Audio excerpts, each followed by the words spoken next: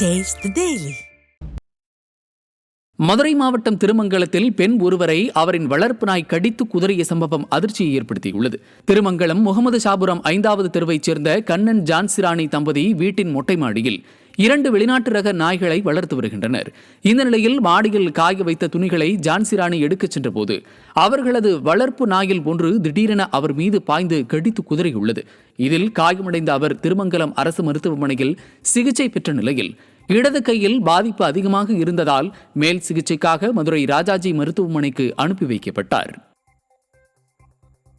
செங்கல்பட்டு மாவட்டம் மதுராந்தகம் வருவாய் கோட்டாட்சியர் அலுவலகத்தில் பழுதடைந்த வாகனங்களை அப்புறப்படுத்த பொதுமக்கள் கோரிக்கை விடுத்துள்ளனர். மதுராந்தகம் வருவாய் கோட்டாட்சியர் அலுவலக வளாகத்தில் குற்ற வழக்குகளில் தொடர்புடைய வாகனங்களை ஜப்தி செய்து பல ஆண்டுகளாக நிறுத்தி வைக்கப்பட்டுள்ளன.